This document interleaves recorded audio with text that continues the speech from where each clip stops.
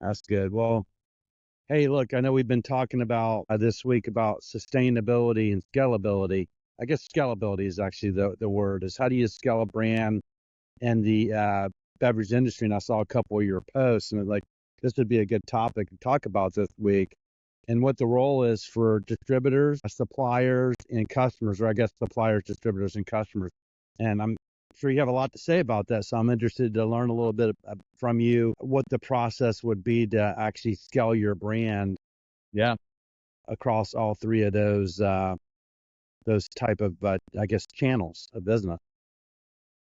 Yeah, I think the biggest thing is making it executable. I think we've talked about it in the past, starting with your core brands, building those. I was reading through kind of the brand strategy that Firestone's going to use for 2025, Firestone Walker, and it was really talking about focusing on their cores, not focusing as much on limited releases or new brand lines, that they really wanted to build the foundation and build the strength of their core brands. And that really sets such a strong foundation for scalability because it's just something that can be executed by a distribution partner with a clear, we talked about a clear ABP.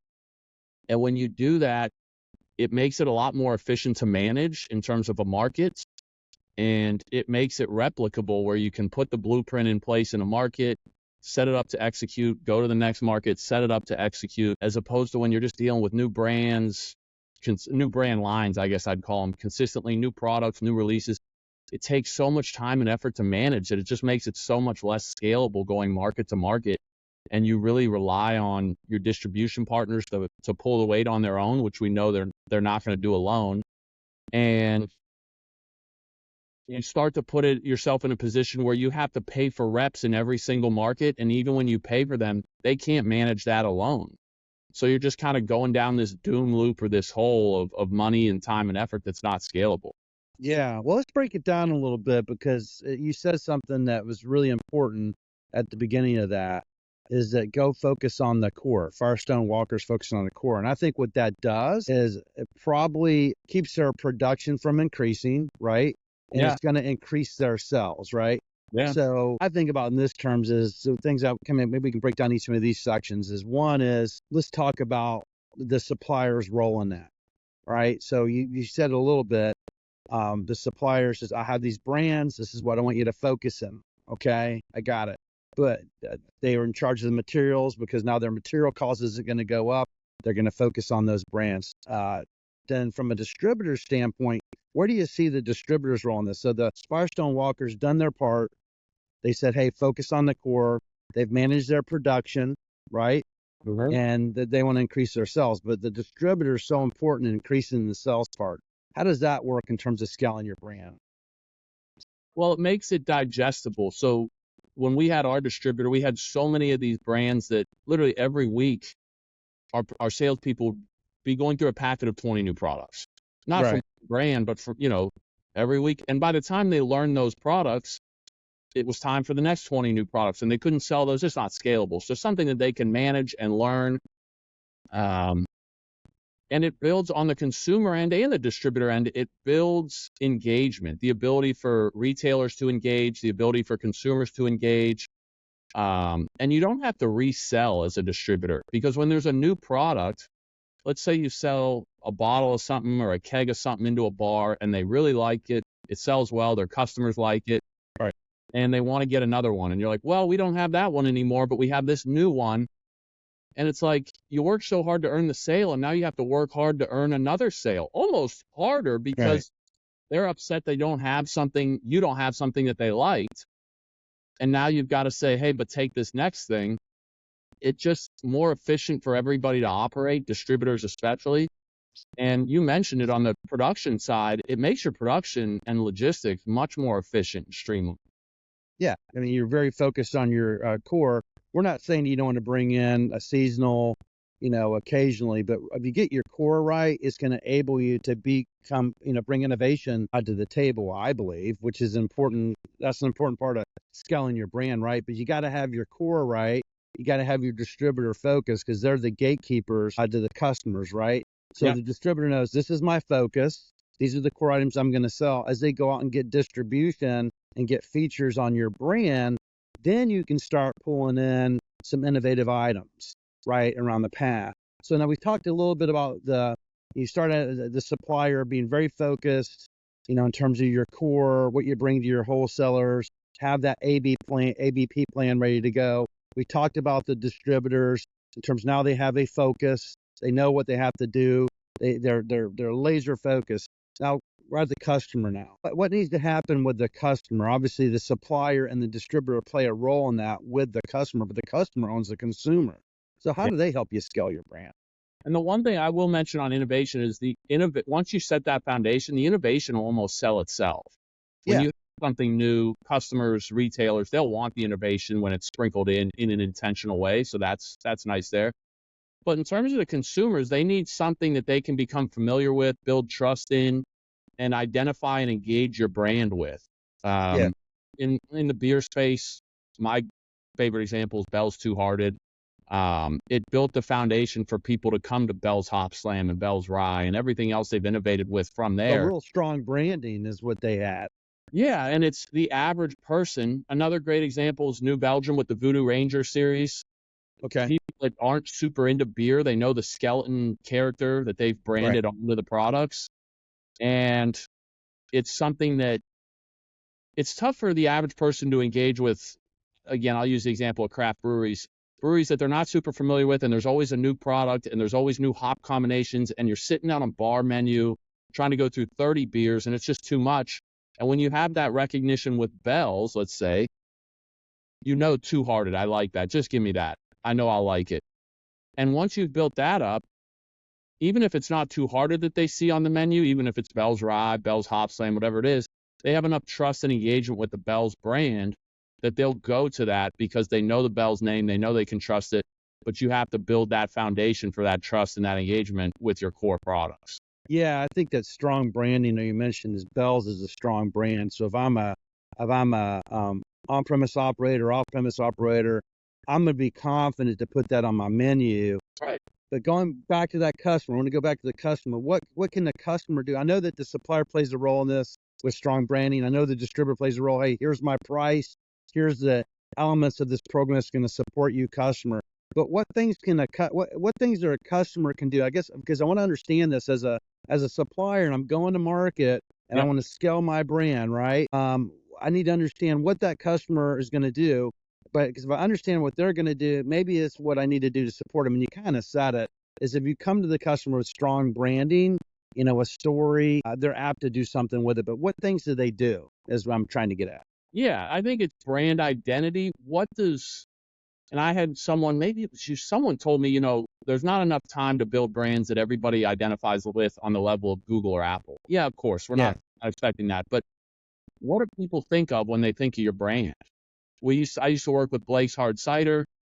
It was all natural cider. It's all real fruit grown on a third generation family farm. It's no concentrates, better than Angry Orchard, only $1 more a 6-pack, $1 more a pint.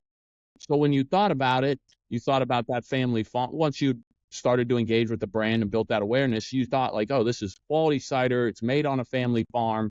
It's just something that sticks in your mind. So when you see Blake's on a menu, you know it. Whether it's, Bell's, it's, I don't know, quality IPAs, whatever it is. But I think the trap that a lot of brands fall into is they don't have that identity that's clear. And it's tough it's just good products. I'm sure you've seen it. Everybody makes good products and it's like, and it's a good thing for the industry, but the standard now is good product. Everybody's got good products. Right. And you're going to get lost in the shuffle if you don't have a brand identity that the consumer can engage with and that sticks in their mind. And that's the thing that I think really differentiates brand, even if it's a story. I've seen spirits brands out there where it's like a certain lifestyle they're pitching to people, just something that sticks in someone's mind, because good product just doesn't do it. Right. I mean, people don't buy brands anymore. They buy the story behind the brand. Right. They want to have that experience, right? And that's where I believe the actual customer comes in, or that operator. They can help actually create it. So on the spirits business, I'm glad you said that, is they do it through cocktailing, right? They make a really cool drink. Yeah. And as they're mixing that drink, they tell a little story about that brand, because we sit on a lot of bar stools and we tell the story about our rums, our bourbons, our tequilas. And guess what? that operator does too. So when I'm gone and leave there, that mixologist, when they're making the drink, they're like, look, you should try High and Wicked. This is from a fifth generation Brown, Lyons Brown the third. And a guy named Bruce Kissadorn, who's a poet, wrote about High and Wicked, which was a buck that actually would, or bronco that would buck off cowboys. Yeah. And then it's like, the reason this is really good is Kentucky. Then you go through the mash bill and everything else. But you can do the same thing with beer, wine, NAs, the whole bit. So I actually think the customers part of this is to tell our story, to put us on the menu. Because the more menus we get on, the more stories they tell about our brands, the more pull we get through it. But before they ever get to the story, and what you've been at is, look, you have to have strong brand identity, 100%. You have to have, a story to go tell that retailer. You got to empower the distributor. It's so complex in our industry. It's simple when you break it down, but for you and I, we've been doing it for multiple years. We think it's, it's like it's in our sleep, but you really got to break it down to folks, because if you're really going to scale your brand, it starts from the very beginning of the cycle, right? In terms of, okay, this is the materials I have. These are the cans I have. I've gone to the flavor houses. All that needs to happen, right?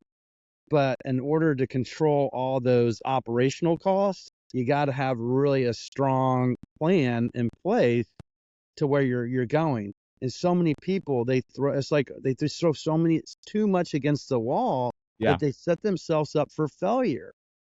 There's a term I've been using. I talk to a lot of friends in the industry, and they want to bill it, scale it, and sell it. Yeah. Is a real theme. It's bill it, scale it, and sell it. And I've talked to, it's like, well, we can help you do that. I can connect you with my friends that actually specialize in that area. And everybody has that dream to be the next Tito's or the next carbless would be, but you got to have a plan. That's it. And I tell, if you leave your house in your car, you don't just drive around until you wander into something. Like if you want to go buy a new barbecue grill, you get in your car and you drive to the hardware store and you see which grill you. So I'm not saying it's a guarantee to scale and sell a brand to acquisition, but you have to operate your brand like that's the goal, if that's your goal, and you put out a roadmap. Where am I going to go? And brand identity's there, and how do you scale it? And we talked, I think, a couple weeks ago about you'd rather be in a few really good accounts in the on-premise where your brand resonates than 100 accounts where it doesn't. And I think in the spirits industry, when you've got that brand identity, like you said, those bartenders in the on-premise, they are really effective at telling your story and being the frontline salesperson, and they can drive that brand identity home at a really high level. Yeah, you just said something that really just resonated with me. Is you go where, don't go everywhere. Go to the place where you're going to get the best opportunity for your brand. So last night I met with a friend of mine. I'm not going to say the supplier, but it's a cannabis brand, CBD, in a can. Yep. And he's very focused against the 55 plus, and he's starting in VFWs. Okay. And he was really excited. I drove up to Buffalo about an hour from here with my wife. We went up there, and his wife Vicky and Jim were there, and they were behind there, and they had, VFW. Have you ever been to VFW lately, by the way, on a Friday night? Those places are a good place to be. They're all drinking, they're eating food, and it's busy. But he had his little table set up. They started about 4:30, but he's very focused about VFW. And he told me, he said, you know what? I'm going to give 2% of my sales back to the veterans, if they drink my brand, because my brand doesn't have the effects of alcohol. Obviously it has, the CBD, and has some actual benefits to it. But he's like, once you get one, you get two. And once you get two, you get four. So he's laser focused. So I think that's part of also building it, scaling it, and selling it as well, is he is very focused against that channel business. The next channel he's focused against is convenience. Yeah. And he's building it that way. And he's also we always talked about this. Do you want to go a mile wide, an inch deep, or an inch wide and a mile deep?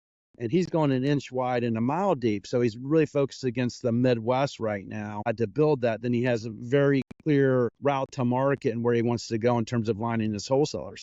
Let's face it, to build a brand nowadays, What do you think it is from a financial standpoint? What do you think it takes to actually bring a brand to market? I don't think it's, I mean, there's, when you say not that much, I mean, I don't know, 500,000, a million is probably doable. I mean, that's a load of money, but Yeah, in terms of, what people think, I don't think it takes, I know it doesn't take 20 or 30 or 40 million, but what it does take, you talk about it, you got to be laser focused and you've got to know what you want to do, how you want to execute the brand very intentionally. And I think that provides a level of accountability for the person trying to build the brand. And it informs the strategy and whether it's working or not, because all right, if I go to VFWs, I'm going to get, I don't know, 20, 30 of them. Is this product going to resonate in VFWs? There's automatic accountability there because if he goes in and it's not resonating, he knows he's got to adjust or evolve. I think people try and skirt that. They don't have the intentionality and they just say, I'm going to start a beverage brand. There's no real targeted focus. And it gets you to a place where you almost can't give yourself that accountability because if it's not going well in the off premise, you can pivot to something. And there's just no way to get honest feedback, analysis, and evolve. So if you're laser focused, it shouldn't take that much. And I you'll know agree because you'll have enough materials to cover that business, enough money, revenue coming back in to actually go back into your production to produce the brand to your point. But if you go too wide, you could run out of money. You might not be able to fill your orders. And that's the worst thing that can happen in terms of scaling a brand. You I got to be able to build it, it's not and fulfill ego it. in the sense of like you're egotistical, but there's something that we all have about our ego where if we have a business or a brand idea and it fails, it's like we think we're losers. Like, how was I so dumb to come up? If you can go to contract production facilities and get a sample batch of like 20 cases made Okay. product. So if you've got a brand idea, you can go get 20 sample cases made, throw some branding on it, take it down to a VFW or whatever your target market is for a night, a weekend, spend a month or two doing that and see if the shit resonates. And if it doesn't, then you know not to go pour $400,000-$500,000 into launching it. And if it does, then you can start to build out a launch. And I've been there, not on that level, but it's almost like we're afraid to hear that it doesn't work because we're going to take it personally. But if you do that, you set yourself up in a lot better position so that when you do invest money or take investor money to scale it up, you have some idea of, if this is going to work on a very basic level. Yeah, that's interesting. I talked to another brand yesterday, really great people out of Los Angeles. I connect them with another friend. I'm a connector, as you know. And they're just moving into the CPG land of their brand. It's a tea. Okay. But they've been doing this since pre-COVID 2017. They both kind of grew up in the event industry in the music space. Yep. So they've actually taken this brand to Coachella, for instance. And then Tiffany, I believe that's Tiffany, she actually grew up actually going to events. She's been in 49 states. So her and her dad actually would sell, different types of foods at these events. Yeah. So where they've built their brand, their tea is actually at these events and they make it at home as well. So it's crazy. It's raining here. So I'm going to just move out of the rain. But anyway, but I think you're right. You don't have to necessarily go right to production. You can probably make some of this stuff at home, or you can do like a small batch of 20 cases, whatever it may be, right? Yeah. So you don't have to break the bank, and then you can kind of figure out your target based on the feedback. Because these two individuals, my point is, their target's events and people that go to concerts, and they're making like 400 gallons of product in their house. Yeah, and it's a good way before you pour too much money into it. So there's a local accelerator. It's not alcohol, but they're food and beverage brands in the city of Pittsburgh that people are trying to start. And I go and just give feedback, help people if I can. And fun to do. And there's this partners group that's starting a lemonade brand, and they're making it in. I don't think it's in a house. There's like a test kitchen at this accelerator, and it costs them $4 to make a bottle of lemonade. Okay, and they're selling it for $8. Okay. And it's good lemonade, and they want help on like, I need UPCs and I need a sell sheet and how do I sell it? And I'm like, let's start with the fact that like even organic lemonade on Amazon is like $3 a bottle. Okay. So and I'm not knocking it, but before we were pouring money and time and effort into anything else, let's look and see if we can produce this at some scale for a reasonable price, because if we sell lemonade for $8 a bottle, we're pissing up a rope here. I mean, Yeah, man, if you don't have your pricing strategy down, part of like building it, scaling it, and selling it. I mean, pricing strategy, your point is, yeah, maybe for a small segment of kind of specialized focus, but if you're going to actually build this brand, you're not price competitive in a category. So you're absolutely right, Shane, on that piece. you want to do it before you get to scale and have to backwards fix, like go back and fix it. You want to do it now and then build it up before you get a ton of money, time, and effort, whatever, invested. And then it's like, oh, your pricing's too high, and now you're trying to go back and plug holes to fix it when you're already well into the process, money, time. But yeah, in terms of build, sell it, scale it, that would be, to me, test it out. Go to a VFW, whatever you think your target market is, take your product there and see if it resonates, if people engage with it, if they get the story, if the price works, because that's valuable feedback. And even if there's tweaks you need to make, that now. Yeah, I love to test it. I mean, I think it's test it, and if it's successful, you target it, then build it, scale it, and sell it. There's a process, right? Which is so many people like, well, I got $1 million now. I'm gonna open up a distillery, and I'm gonna go to market, and I'm gonna get a distributor, and then it's all done. And this is so much more than that in terms of what we're talking about today. I mean, do it backwards. They do that. They want to start a distillery. They don't think about the pricing. They don't think about where it fits in the segment. They get a distillery, and then they're trying to fix it later, which is too hard. Yeah. If you want to start a distillery, just kind of know, where do we want to be price point? How does the quality of the liquid align with? And then you just set yourself up for that scalable success because you've got that strong foundation. Yeah. So many people, I mean, look, it takes a lot of courage to go out and start a business, for sure. I mean, I have a high respect for you, Shane. I mean, as I learned your story, you went out and started the business, you built it, you scaled it, and you sold it. You were laser focused, right? So I believe when you share this, maybe share like with your own business, what were the steps that you took in your own business? No, it's distribution, but it does fit the process we're talking about, right? Distribution was tough because in distribution, you need scale to succeed, but you need success to scale. Like, so if you go out and find a big brand, they want to see that you've got some size, you've got some infrastructure, you've got a track record. But to get that track record and that size, you need brands of size. So it was always, and it's a similar dynamic that brands should be looking for. Again, great examples, Blake's Hard Cider. They knew that if they came, we were small. We were 8 months into existence when they signed with us, but they knew that I was trying to build that thing to acquisition. So they had a strong feeling that I was going to put a lot of effort and investment into their brand to grow it, because I needed to make that happen. There was value for me to sign Blake's because they were empowering me to scale, and there was value for Blake's to come in and sign with me despite being small. So you can take that value pitch, whether you're a supplier looking for a distributor. But I would say the biggest thing I would tell people is, it's easy to see on social media people's success stories. You see it on LinkedIn or whatever it is. You just have to be fine with failing. And I'm still getting used to it. But when I started this consulting business, once in, I had no clients. I went to a business coach and said, I know I'm good at this. And he just, not in a mean way, but he's like, your value prop here is like, it's good, but you're communicating it terribly. No one tangibly knows what you're doing.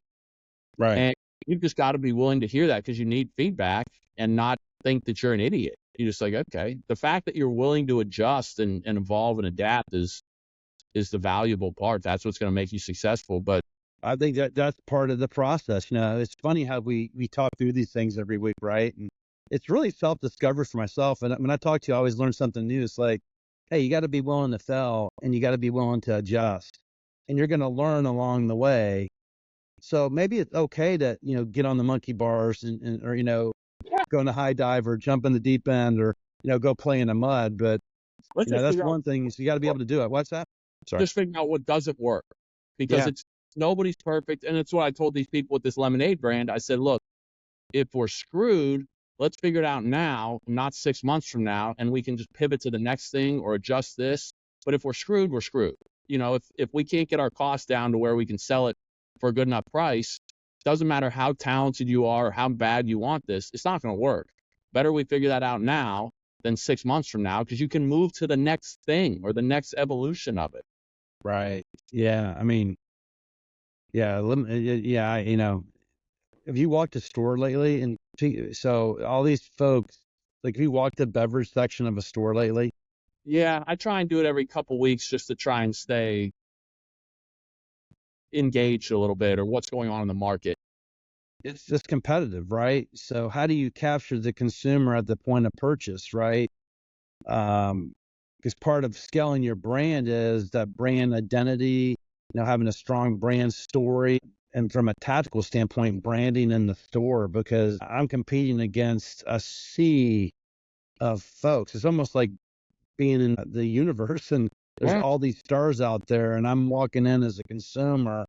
Here's the question: why does cellulose pop out when I'm walking around? Because they have more visibility, or because I'm seeing them on social media? Because there's 10 other brands that are just like Yeah. them, but Yeah. they're popping up in my brain.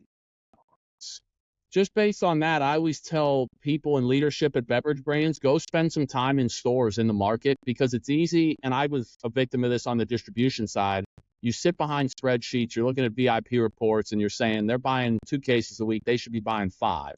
Yeah. It's easy to say that, but when you go work a sampling or you spend some time in an account at 5 p.m. on a Friday, like for some of our craft brands, you would see people buying Angry Orchard, and they would pick up a Blake's 6-pack. You'd be like, okay, good. But you start to get an appreciation for how much it takes for someone to know your brand and want to go spend money on it.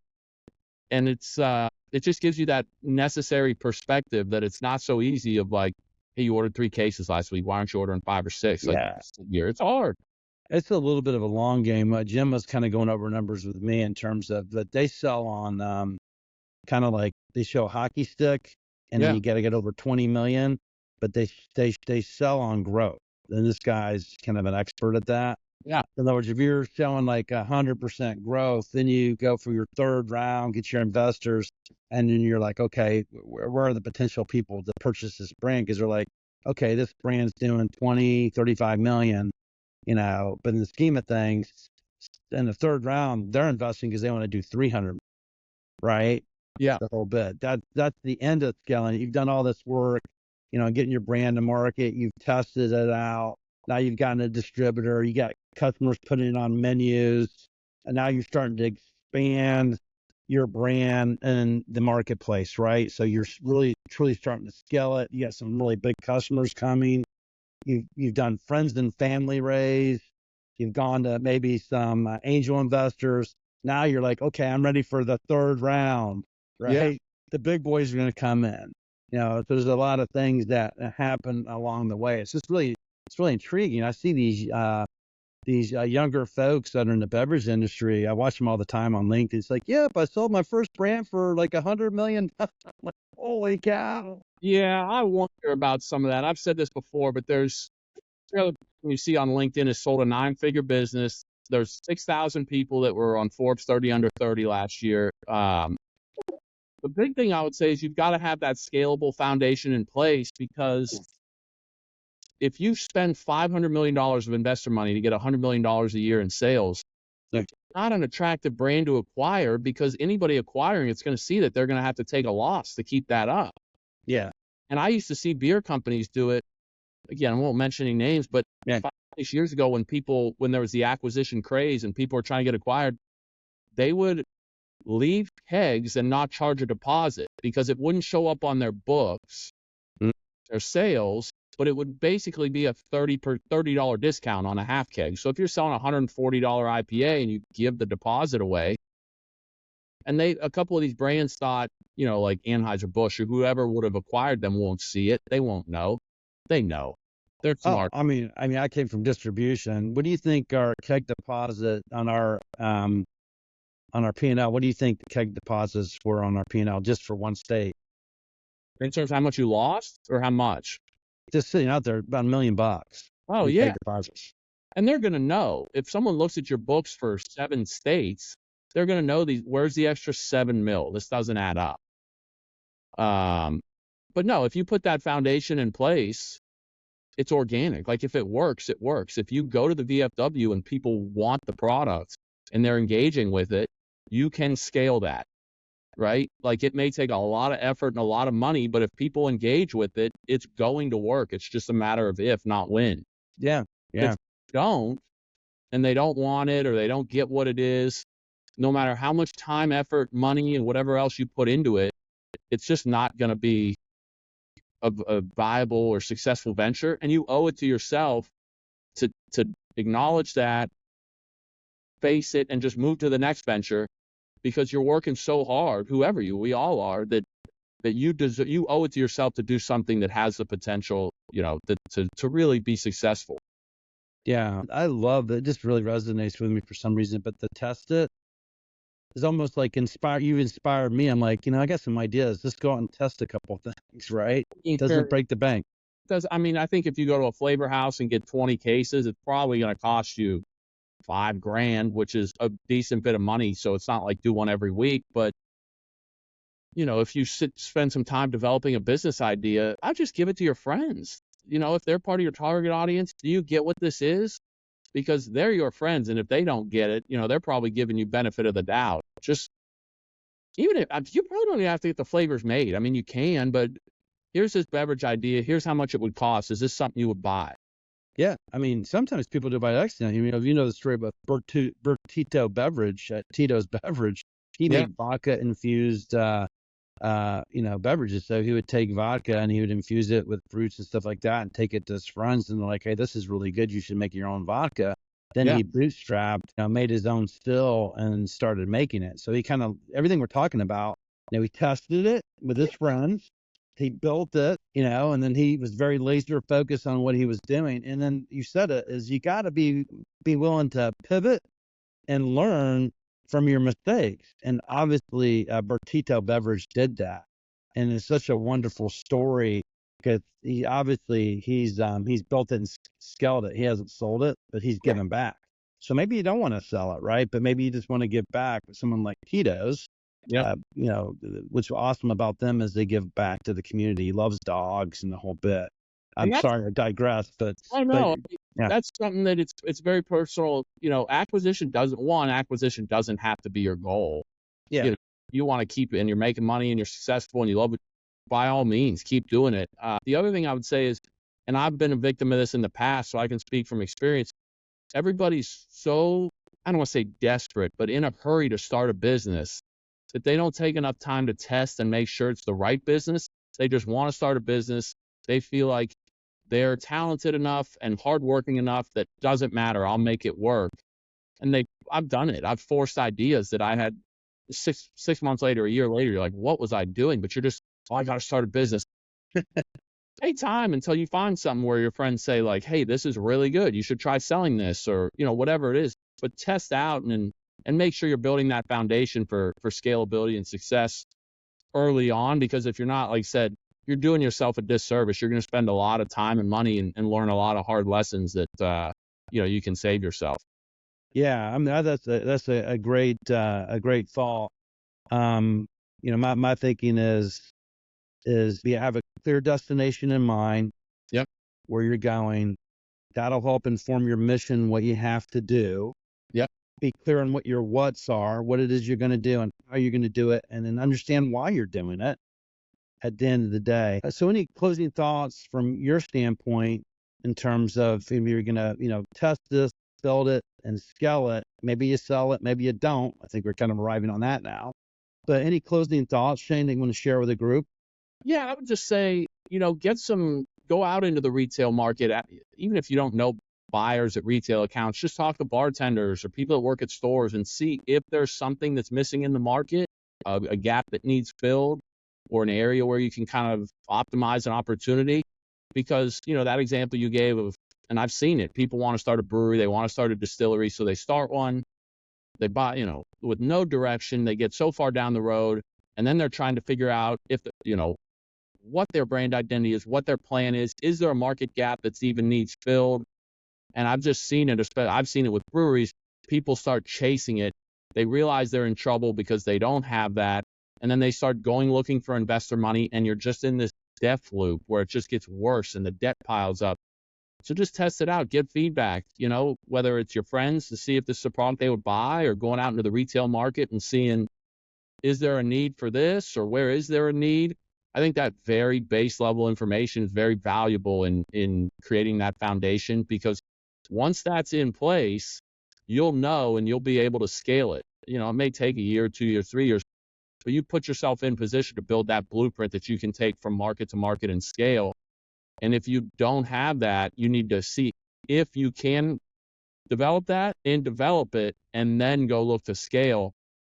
Because if you don't have that in place and you go try and scale regionally or nationally into different markets, it's going to be at best a financial disaster. Yeah, do your homework, and make a little bit of an investment with your friends and family.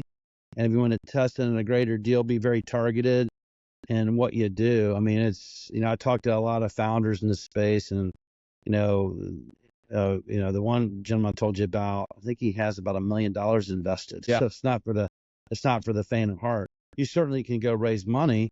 There's different ways we can have a podcast on how you raise money for sure. Even if you pitch to investors, I mean, without, maybe you get some samples made, but if you just take a brand concept and a business plan and pitch to some investors, that's valuable feedback right there that you'll get. Because if it sucks or if there's flaws, they're going to tell you, because most people aren't going to pour money into something where they can't clearly see the value prop and how they're going to get that money back. That's a good point. I was on a call yesterday. They were sharing with me about this brand and this potential investor. And he's like, "Hey, I mean, no disrespect, but your brand proposition is not strong enough. It's weak." And the founder was like, really, he's sharing this. He's like, he was really hurt by it. I'm like, well, it's feedback. So go back and look at your value proposition and see what you can do to increase it. And he's like, but this and but that. But I'm like, hey, you got to listen to the feedback. If you're not listening, you might not, see your mark or where you're targeted. Make or break in business in general is, and people that know me, I spent a lot of years taking that stuff personally, and it's a detriment to you, because you start to lose the clear business vision and just take it personally, and you disengage and you can't see, and you're just going to, I don't know, clock out. You're gonna be like, screw it, they're being mean or whatever. And it's nothing personal. Give yourself, everybody goes through it. Just give yourself some credit that you want to fix it. And, to me, that's the key, because you got to be willing to hear that feedback, because that's what's going to empower you to build that foundation. Yeah, that's great. Well, one thing we can be committed to, Shane, is we got to start giving some like how-tos or one-pagers out of the group. So we probably figure out where we post it, like on your website or whatever, and this and roll on LinkedIn. Yeah. On our LinkedIn, we can put something together today, even if it's just, we'll put together a bullet point list of things you need, or 5 or 6 things to do before you start to scale, or just something that, a little checklist that people can go through. Yeah, but I love it. Test it, build it, scale it, sell it. Yeah, or keep it, but it's a big thing, because once you test it and you're on the right track, building and scaling it is, I don't want to say an inevitability, but it's just if, not when. But you got to get that, or when, not if, but you've got to get that foundation in place that you tested out. Yeah, and then know your distributors, your customers, your consumers. Know who you are. Try to control your production, increase your sales, maintain your operation costs through efficiencies. And efficiencies, you said it, is get back to your core. Because once you get your core going and have strong brand identity, all the others, the innovation will come. All the other stuff will start flowing in your business. Yeah, it sounds simple. If you're organized, it can be, but you got to be very targeted and you got to be very focused. Well, all right, Shane, anything, I mean, in closing, any final thoughts? If you have that foundation, you call people like you or me, even if you're new to the industry, as long as you have that foundation, good people can help you scale it. Yeah, 100%. 100%. Well, thanks, Shane. Yeah. Until next week, it was a great conversation on how to scale a brand in the beverage industry. Yeah, we appreciate it. Thanks.